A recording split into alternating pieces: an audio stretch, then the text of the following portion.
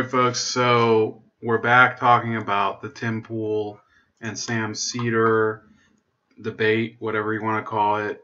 And if you were watching the Hard Bastard show yesterday, you got to see the entire debate.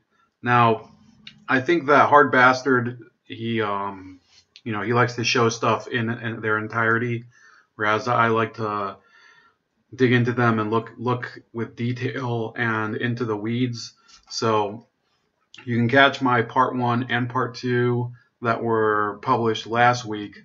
And this one is going to deal a little bit more with some stuff that had to do with racial issues that Tim Pool was raising with Sam Seder concerning the fact that the Democrats are beholden to identity politics. So let me move back just a little. And it's kind of funny that they start talking about the Green New Deal when in reality it begins to spiral into an entirely different conversation. A tremendous amount of jobs, and I think it would create a tremendous prosperity. Let me use a specific example of identitarian policy to tell you why my family particularly does not like the Green New Deal. So the exact example specifically in the Green New Deal references race-based economic equality, which is a reference to giving money to people based on their race. Do you think that I should not be allowed to go to college because of my race? I should be barred from a college because of my race? We can talk about the far left stuff. Let's do it. Go back to that. So one example is the Green New Deal. This was 2 minutes earlier. Right? Which is an identitarian, wish list. A what? Identitarian wish list. Well, I'm not sure I understand what that means. So the beyond the first page, everything was like race-based policies, right? So Sam Seder is pretending he doesn't know what identitarian wish list is, but you can be damn sure if it had been something that had been crafted by Richard Spencer or by Jared Taylor, he would probably call it an identitarian wish list because it would be a white supremacist based or white nationalist, whatever you want to call it, based wish list. If you oppose identitarianism so much when it comes to white people and you believe that people are equal, then you can't suddenly forget what the hell it means, the very concept of identitarianism, when you're talking about other identitarian groups that are not white. Like, if you're of a certain race, you get access to certain things. Give me an example of what you're talking about. Reparations. Okay. So, did you read the Green New Deal? Yeah. Are you sure? Yeah. Because it's not about the environment at all. It's partially about the environment, but it's about it's the Green New Deal. It's a new deal. It was college, jobs, healthcare. Yeah. So it actually barely addressed environmentalism at all. Well, so the issue that Tim Pool is raising is a flaw that I don't think that a Green New Deal or any type of legislation can address, because Congress is not necessarily able to publish entire scientific and engineering proofs within a legal document. That's not Congress's brief, but you can actually look at the text of the Green New Deal and see exactly how Sam Seder is really ignoring what's going on. And it says right here that working collaboratively with farmers and ranchers in the United States to remove pollution and greenhouse emissions from the agricultural sector as much as is technologically feasible, including by supporting family farming, by investing in sustainable farming and land use practices that increase soil health. So a lot of these things are very vague and not, that you can't put a quantity on that. What does it mean by supporting them?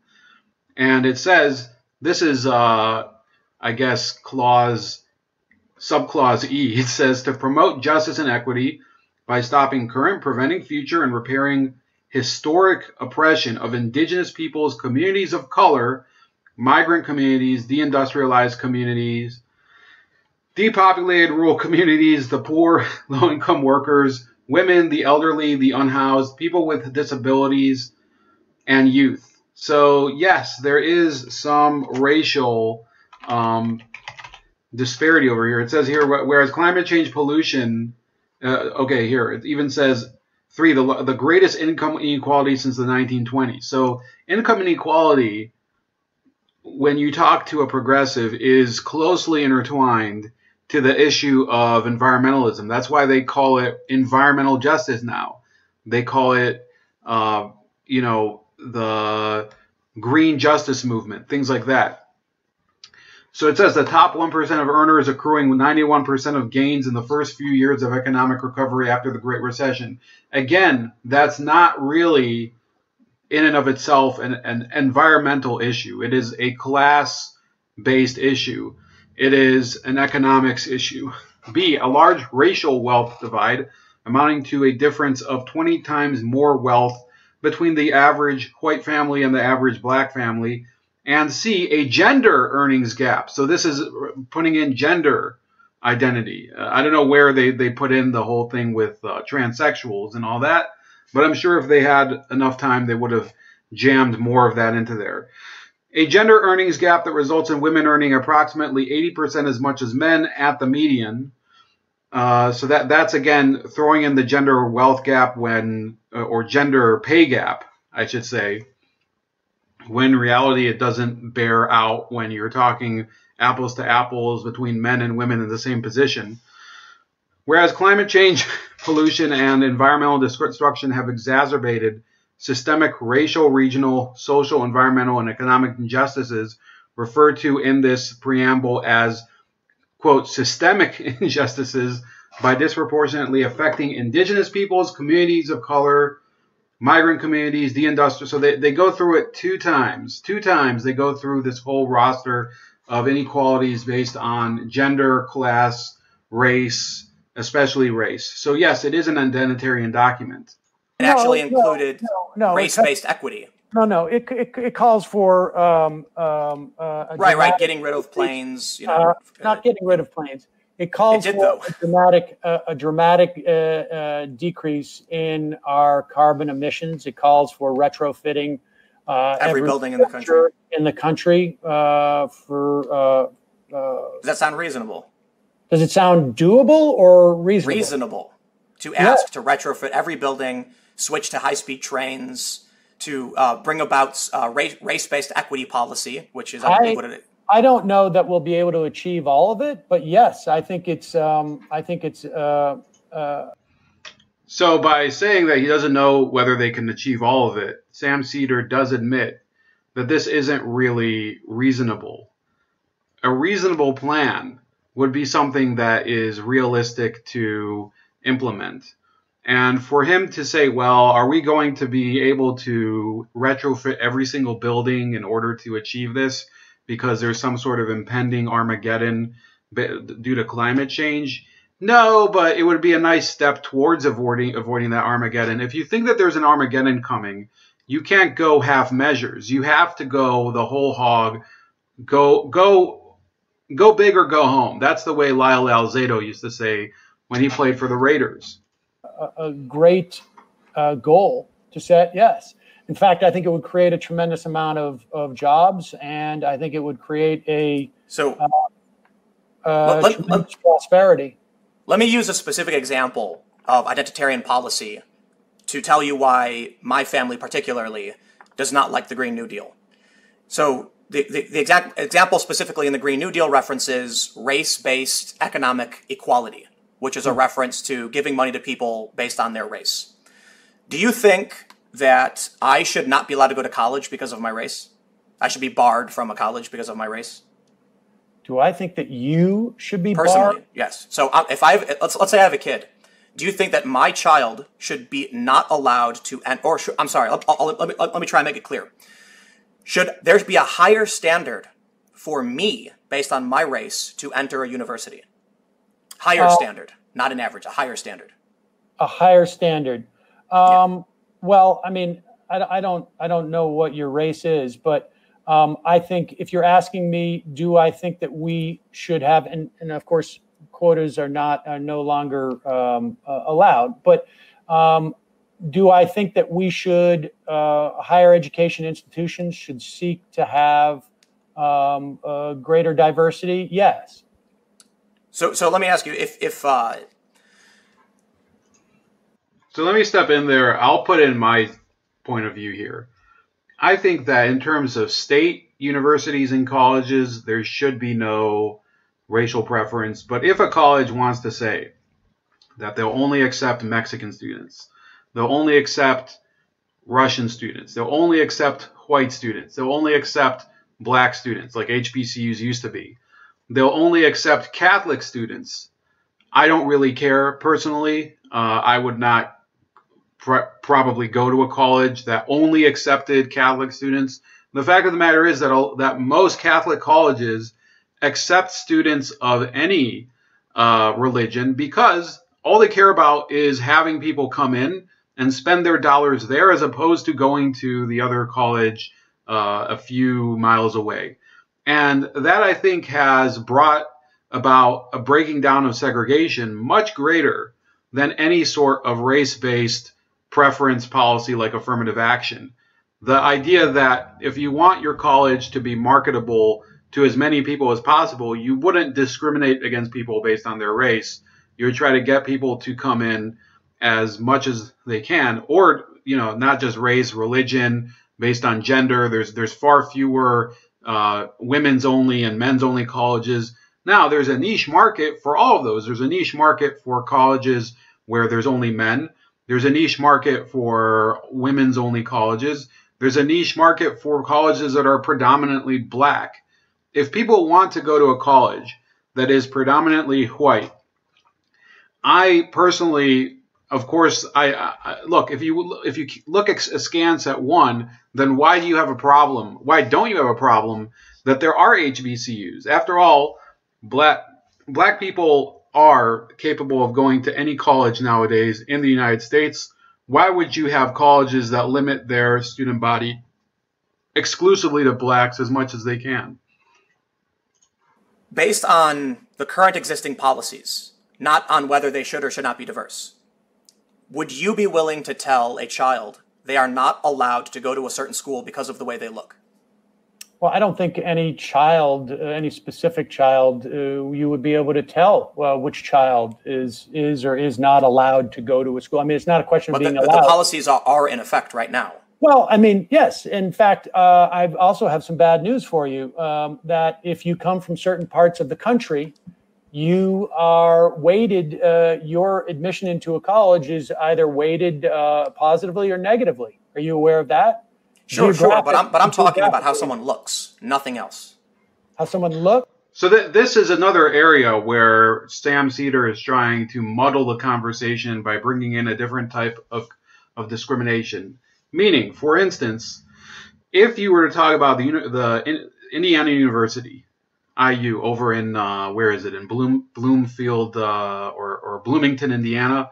So if they decide that they want to give either a preference for in-state students or a preference for out-of-state students, or they give different price tiers for the different students, the reason for that is that these state universities are created in order to serve the citizens of that state, not in order to serve anybody in the friggin' world. Now, in order to improve the quality of education in those schools, they might decide that it's better to accept a lot of students from Hungary, a lot of students from Morocco, a lot of students from Hong Kong, from China itself, from Korea, from the Congo, wherever. The Congo came up a lot in this conversation. This idea that these colleges would want to set aside a lot of seats in their classrooms for residents of their own state, like Indiana or Michigan or Nebraska, that is in order to ensure that the college does not become some sort of cloistered, which it already is, but not become too removed from the community around them, where people would start to say, well, is this really Indiana University? Is this really the University of Nebraska? Is this really, Cal State, Fresno, whatever it is? People need to be connected to their school that's around them, or the community around them. If you only have people who come from out of state, who have never been to that state, and the entire student body is composed of people who are from a foreign country, then the school begins to feel removed from the people around them. At my school, there used to be, the college I went to, a massive, massive contingent of Saudis, and it's only gotten more and more skewed that way. In fact, I was told by someone that they've canceled Friday classes in engineering because so many of the students are Saudi, and they simply wouldn't go for Friday class because Friday is Yom al-Jumu'ah, which is the day when all the not just the Saudis, but the Muslim students go to mosque. So those types of things, that when you start to have this, I would say, build up and I guess capacity point where there's so much coming from out of state, you begin to wonder whether the institution itself is even connected to the local people. And here they start to talk a little bit more about race discrimination against Asians. Yeah, just what they look like. Do you think it's fair to tell a kid, you look too much like that kid, therefore we're setting a higher standard for you? Well, I don't think anybody would ever say that. That's exactly what they did at Harvard. That's actually not the case. It was found that was not the case. But well, no, they won their lawsuit, that they are allowed to choose to put a higher SAT standard on Asians. Yeah, it's one of the smallest minorities in the country. They're looking specifically because immigrants are getting in those schools. They are looking to create a student body that they want to be diverse. Great, I appreciate that. So what you're telling me is I have to tell my kids to lie. This is a contradiction. I don't know if they pointed this out during HB's stream, but this is what's ridiculous about Sam Seder's point of view. His whole thing, which I didn't really go into because HB harped on it yesterday, was that Sam Seder thinks that if you have unlimited discrimination from the third world, people coming in from Malaysia, from Congo, from places where people are, I think Malaysia isn't that poor, but let's say from Congo, from places like, Tanzania, from all over the world, the poorest people, they should be allowed to come to the United States because we're one of the richest countries in the world. However, if you are a person from Asia who is qualified to go to a college like Harvard, like Stanford, or whatever, then the U.S. should be able to allow our colleges to discriminate against you solely in order to achieve a more diverse student body. And this is actually affecting people who are Asian American. This is from Stanford's Daily Cardinal. And it says, this is from March 9th, 2018. Recent news that a former YouTube employee sued Google for allegedly refusing to hire white and Asian men in an attempt to increase the company's overall diversity struck my mind. It makes me wonder, as an Asian, what political and social status do we actually have in U.S. society? This piece of news shocked me in that while clearly a racial minority, Asian people do not enjoy protections, but suffer from much more severe restrictions. Constituting about 5% of the whole U.S. population, Asians only make up 0.3% of business executives, less than 1% of companies' boards of directors, and less than 2% of presidents of student unions and universities, although who cares about student unions? In addition to pressure in the workplace, Asians face nothing eased in terms of education. Studies by sociologists from Princeton University reveal that on average, an Asian student will need to score 140 points more on the SAT to gain an equal chance of admission as a white student. So this only tells part of the story. So the white student needs to basically fly right. The Asian student needs to perform better than the white student, and students of other minorities, the Latino and black communities, need to score. They don't need to score as high as the white people. So you already have a different tiered standard of excellence for different races. That in and of itself is racial discrimination. But if you look at Tim Pool and Sam Seder's conversation, Sam Seder is claiming, well, the court ruled that that's not what's happening. No, the court ruled that the colleges are allowed to do that in order to achieve diversity. So you're actually validating Tim's point. Tim is saying, you know, we've basically legalized racial discrimination today. And Sam's saying, no, this isn't racial discrimination. It's racial discrimination in order to achieve diversity. They're two different things. No, this is a totally unprincipled stance.